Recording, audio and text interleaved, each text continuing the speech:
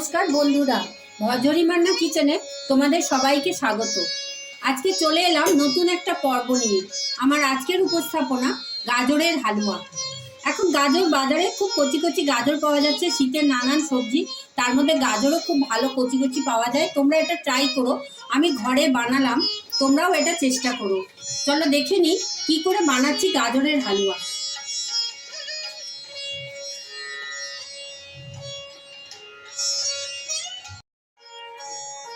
তাহলে চলো দেখে নিই গাজরের হালুয়া বানাতে আমার কি কি উপকরণ লাগছে। এখানে আমি একটু কাজু কিশমিশ নিয়েছি, একটু গুঁড়ো দুধ ব্যবহার করব, গাজর নিয়েছি, এলাচ নিয়েছি, আর এখানে আমি একটু লিকুইড দুধ ব্যবহার করব, আর ব্যবহার করব একটু ঘি। চলো কিভাবে গাজরের হালুয়াটা বানাচ্ছি দেখে নিই। আমি প্রথমে গাজরটাকে ভালো করে খোসা ধুয়ে নিয়েছি, এবার আমি গাজরের খোসা তুলে নিচ্ছি। গাজরটাকে পরিষ্কার করে নিচ্ছি।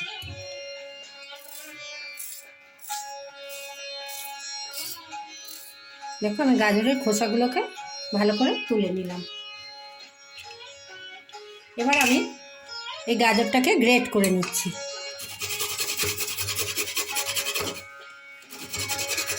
এটা অনেকে সেদ্ধ করে প্রেসার কুকারে সেদ্ধ করেও করে, কিন্তু একটু গ্রেট করে নিলে দেখতে খুব ভালো হয়, একটু হালুয়াটা দানা দানা হয়।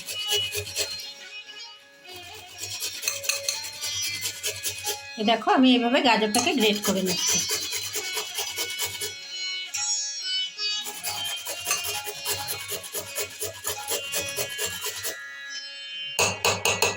এভাবে আমি সব গাজরগুলোকে গ্রেট করে নিচ্ছি।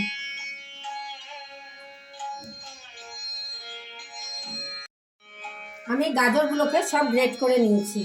4-5টা গাজর নিয়েছিলাম, আমি ভালো করে ওগুলোকে ধুয়ে গ্রেট করে রাখলাম।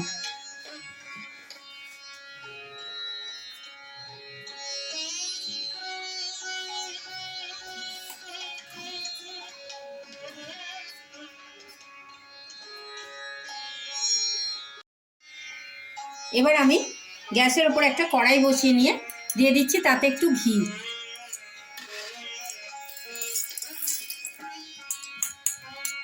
এক চামচ, বড় চামচের 1 চামচ ঘি দিয়ে দিলাম। ঘিটা যখন একটু গরম হয়ে গেছে, ঘিটা প্রায় গলে গেছে, এই পর্যায়ে আমি কুড়িয়ে রাখা গাজরটা তার মধ্যে দিয়ে দিলাম।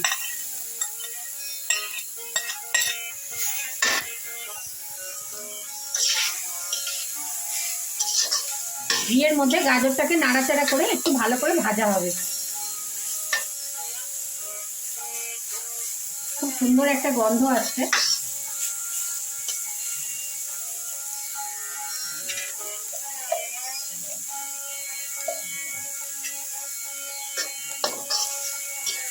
দু 3 মিনিট আমি ঘিয়ের মধ্যে গাজরটাকে একটু ভেজে নিচ্ছি।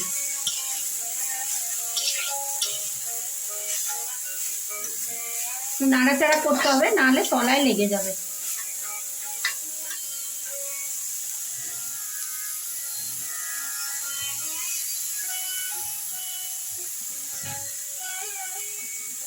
দেখো আমি গাজরটাকে একটু নাড়াচাড়া করে নিলাম। এবার গ্যাসের ফ্লেমটাকে কমিয়ে দিয়ে আমি দেবো এর মধ্যে একটু চিনি, যাতে চিনিটাও গলে যায়।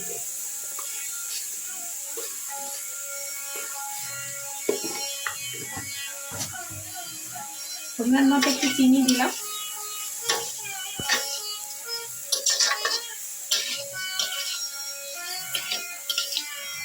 চিনিটাও গলে যাচ্ছে আস্তে আস্তে গরমে।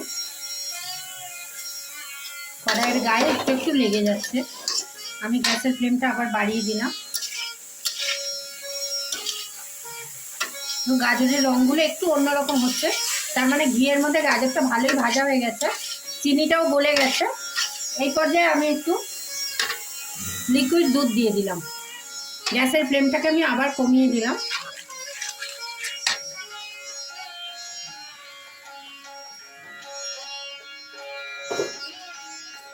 আমি 2 কাপ লিকুইড দুধ দিয়ে দিলাম, যাতে গাজরটা দুধের মধ্যে ভালো করে সেদ্ধ হয়ে যায়।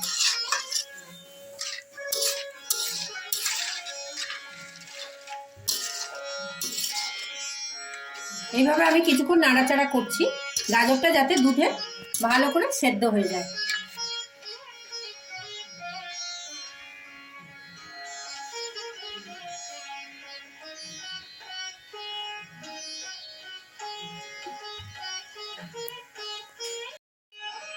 দেখো গাজরগুলো দুধের মধ্যে ঘিয়ের মধ্যে চিনি দিয়ে সুন্দর সেদ্ধ হয়ে গেছে। এবার আমি এটাকে নামাবো। তার আগে এর মধ্যে আরেকটু ঘি দিয়ে দিলাম। ঘিটা খুব ভালো করে মিশিয়ে দিচ্ছি। একটুখানি এলাচের গুঁড়ো, তোমরা দানা এলাচও দিতে পারো, আমি একটু গুঁড়ো এলাচ দিলাম। আর দিয়ে দিচ্ছি একটু কাজু বাদাম কুচি, একটু কিশমিশ কুচি। তোমরা ড্রাই ফ্রুটস আরও অন্য কিছুও দিতে পারো। দেখো আমার হালুয়াটা একদম তৈরি হয়ে গেছে। একটু মাখো মাখো নামাবো, তাহলে পরে এটা দুধটা টেনে নেবে। খুব সুস্বাদু হয় এটা খেতে। শীতকালে গরম গরম রুটি দিয়ে খেয়ে দেখো, খুব ভালো লাগে। আমার গাজরের হালুয়াটা তৈরি হয়ে গেল।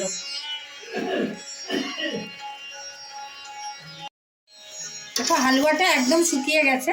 আমি নামানোর সময় একটু গুঁড়ো দুধ দিয়ে দিলাম, তাহলে না হালুয়াটা একটু ক্ষীরের মতো খেতে লাগবে।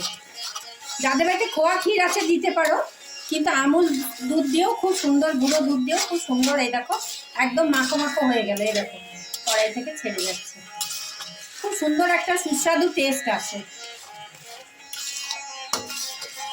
দেখো হালুয়াটা হয়ে গেছে, একদম কড়াইয়ের গা থেকে ছেড়ে যাচ্ছে। খুব সুন্দর একটা ঘিয়ের গন্ধ আসছে। এবার আমি এই পর্যায়ে এটাকে আর একটু গুঁড়ো দুধটাকে মিশিয়ে দিলাম। ক্ষীর একটা ভাব এলো। এবার আমি এটাকে নামিয়ে নিচ্ছি। দেখো তৈরি হয়ে গেল সুস্বাদু গাজরের হালুয়া। তোমরা এটা গরম পরোটা বা রুটি দিয়ে খেয়েও অপূর্ব সুন্দর খেতে লাগে। যদি আমার এই রেসিপিটা তোমাদের ভালো লাগে, অনেক লাইক শেয়ার আর কমেন্ট করো। সাবস্ক্রাইব করে বেল আইকন প্রেস করো, যাতে আমার সমস্ত ভিডিও তোমরা দেখতে পাও। কোন বন্ধু কোথা থেকে দেখছো সেটাও জানাতে ভুলো না। সবাই খুব ভালো থেকো, সুস্থ থেকো। ধন্যবাদ।